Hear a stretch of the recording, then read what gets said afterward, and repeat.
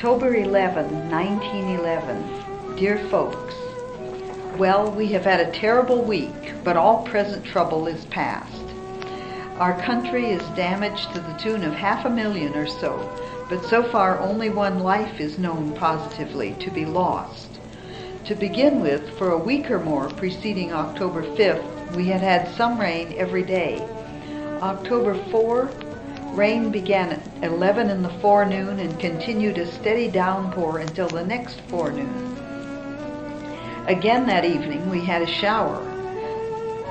The train Thursday, October 5th, was delayed in getting down here on account of the landslides on the track occasioned by the heavy rains, so that it was 6:30 p.m. when it left here for Durango. When Ted came in to supper about 6:45, he said messages from Durango and above reported the San Juan River steadily rising. Of course, that would not affect the railroad, you know, and so as the San Juan generally stays where it belongs, we really had nothing to worry about. Only I could not sleep because the roaring of the rivers made such a terrible noise. In the morning, the noise was so loud that here in our tents on the mesa, one could hear the roar above the cooking noises, the children, and everything. Ted had no sooner reached town than he phoned up to tell us all to come down to see the sights, worse than ever known, he said. We went down. The Las Animas River had risen until it was over the railroad track, clear up to the foot of the electric light plant. The fairgrounds was under 6 or 8 feet of water, not just quiet standing water, but a raging torrent. We drove down to Mr. Fritz to see the San Juan. You remember the road across the railroad track to the river, don't you? Well, when we got to the top of the hill, where the road winds around the hill and crosses half a mile of bottomland before it reaches that San Juan suspension bridge, we stopped. The water had risen to the foot of the hill and was about 8 feet deep all over that bottom.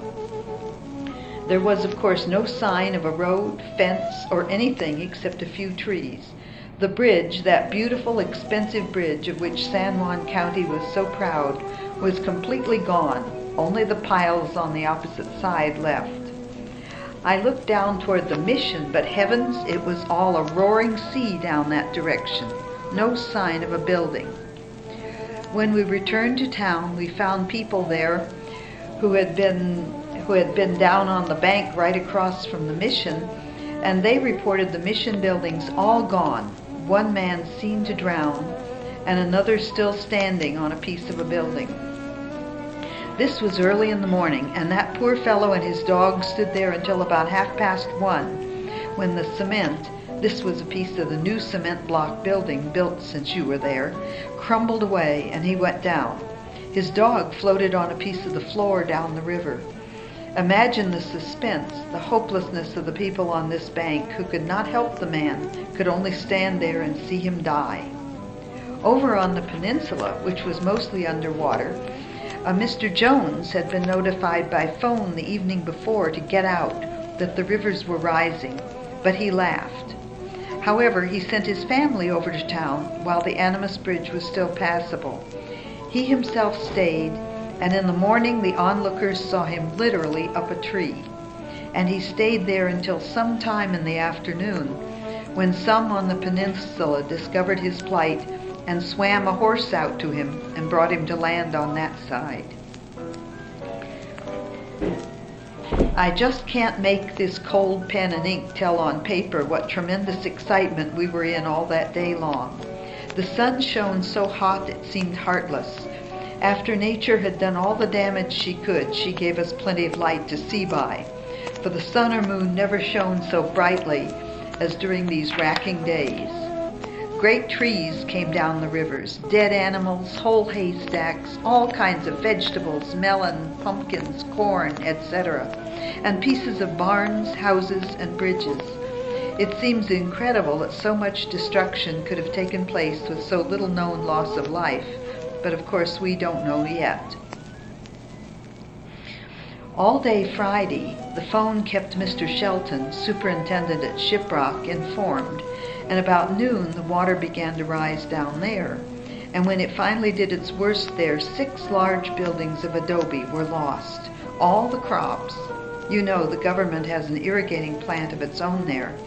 But everyone had plenty of time to get out, so no lives were lost. But the beautiful agency is a sandy plain now. The water did not rise as high on the banks there as here, as the banks were higher, so many of the stronger buildings still stand. All that awful day, no one knew whether the poor Indian children and their teachers got out of the mission or not. There were 25 children there. When I went down to see the remains of the mission that afternoon, there were none to see.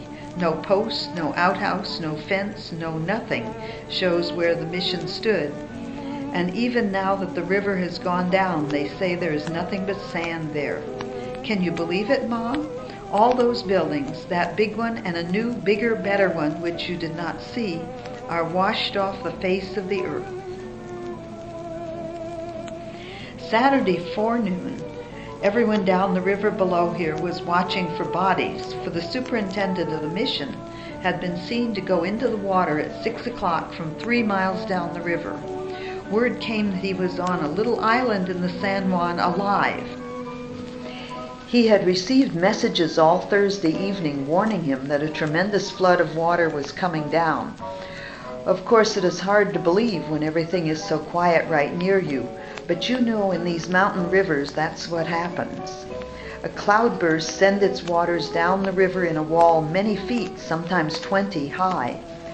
This wall was at least 8 feet.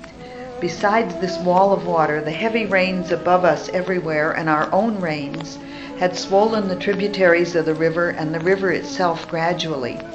Although the river seemed to be rising very slowly, still the urgent messages sent to Mr. Simons finally made him take all the women and children out at midnight over to Mrs. Eldridge rising.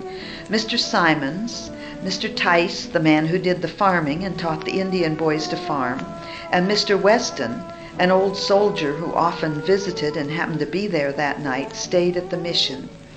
Mr. Weston had lived along the river for years and thought he knew it thoroughly, and he pooh-poohed the idea of its ever going up around the mission. However, just as a precaution, Mr. Tice was posted outside as watchman while the other two went to bed. At 6 in the morning he called, and Mr. Weston, who was sleeping, rolled out of bed and out of the window at once, and that was all Mr. Simons knew of him. Mr. Simons got out of doors and onto an outhouse near which he had tied a saddled horse. When the wall of water struck the building out from under him, he sprung for the horse's back, but just as he lit, a piece of wreckage in the water struck the horse, and he bucked his rider into the water. It was this scene which the watchers from the other bank saw. But instead of drowning, as they supposed, Simons came to the top and, grabbing a plank, the river was full of them with all that mission going to pieces, and swam and floated down the stream. Presently he saw a tree coming along, and thinking it would make a better thing to tie to, he grabbed onto it. It turned over too much, so when he saw a barrel coming, he caught hold of it. And strange as it may seem, this is true, that barrel was a hen's nest at the mission and had an unbroken egg in it. This Mr. Simons secured and put in his pocket. He saw his wife's truck coming, and thinking he might be able to guide it to some sort of island somewhere, he laid hold of it. It proved too much for him, turned over too much, so he opened the lid and took out 2 pillows and placed them under his arms and went on there till he come to a tree surrounded by water but still standing. He climbed up and sat down on his pillows, prepared to wait for rescue, but his tree began to wobble, so he made a jump of 6 feet into the water and caught onto a log floating by and resumed his perilous journey. At noon he reached a little island about 3.5 miles below the mission. Here he managed to land, but he had been ducked so many times that he was pretty nearly all in. He rolled over on his stomach, and he said about a quart of water rolled off of him. After a little, the hot sun revived him, and he got up and took his match safe out of his pockets. The matches were all wet, but he spread them out on the sand, and they soon dried enough so he could build a fire. It was about noon when he got to this island, by the way, 6 hours in the water and in the tree. He took off his clothes and dried them by the fire, cooked apples and squash, which were washed up on the island, and with his egg made quite a meal. We have no mail out now until Sunday, so I'll have plenty of time. Ted sent you a card Tuesday, but don't know when it will reach you. Our postmaster carried the mail to Aztec, and from there it was carted to Durango. Probably there it will be packed to Silverton, staged to Ouray, possibly railroaded to Telluride, and then to Denver and the East. Must close for mailing, all doing well. Love, Mattie.